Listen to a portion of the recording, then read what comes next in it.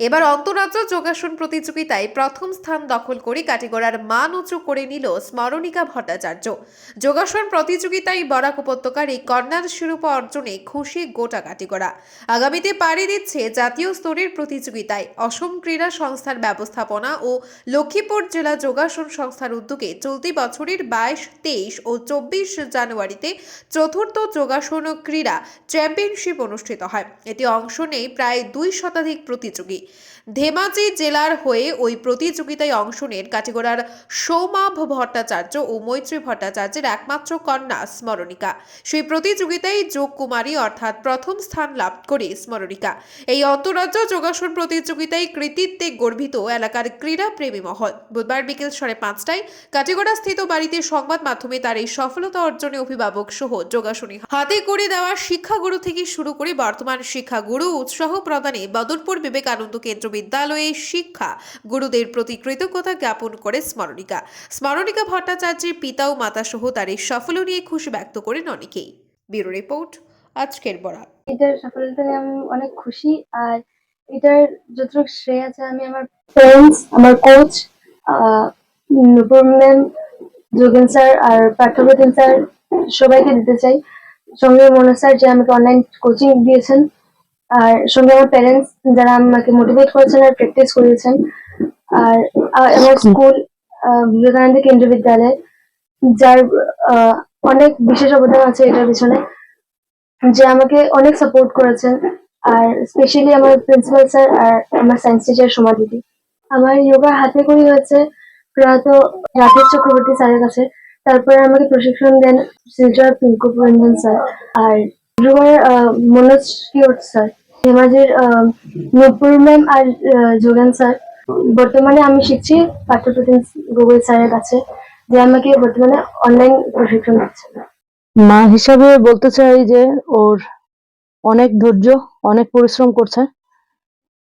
বিশেষভাবে মানে আমি কৃতজ্ঞতা জানাই ওর যাদের কাছে শিখেছে। প্রথমত তো স্বর্গীয় রাধেশ স্যার, যিনি এখন নেই, থাকলে হয়তো অনেক খুশি হতেন।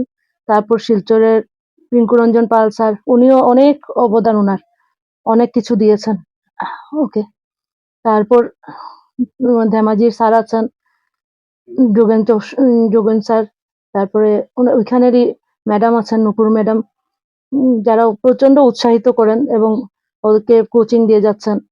ডিব্রুগড়ের মনোজ কেওট স্যার, আর সবচেয়ে ইয়ে হলো এখন পার্থপ্রতিম স্যারের কাছে।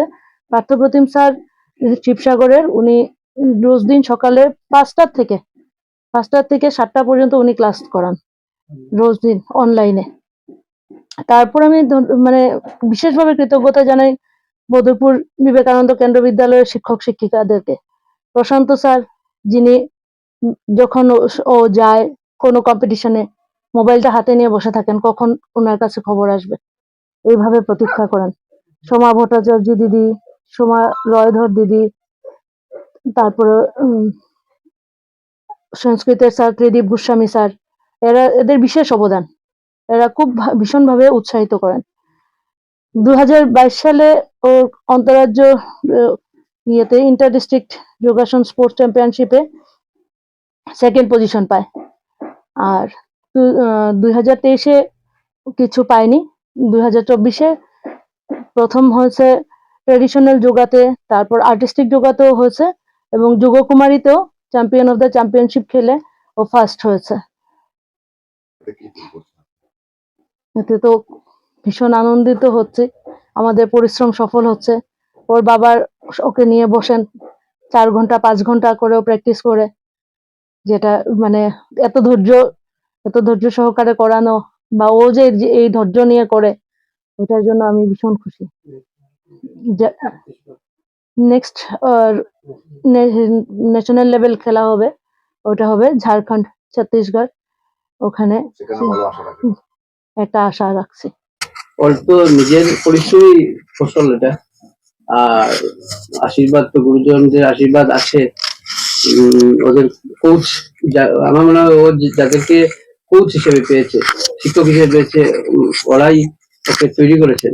আমি তো শুধু ওই ওদের দেখা দেখি কিছুটা সময় নিয়ে পরিশ্রম করেছি। আর ভবিষ্যৎ দিকে তাকিয়ে আছি, হয়তো কোনোদিন ন্যাশনাল লেভেলে একটা ভালো পুরস্কার পাবে। সেই জন্যই আমাদের চেষ্টা চালিয়ে যাক, যোগানিয়ে থাকুক। আপনারা দেখছেন আজকের Barak, a house of Adrija digital media.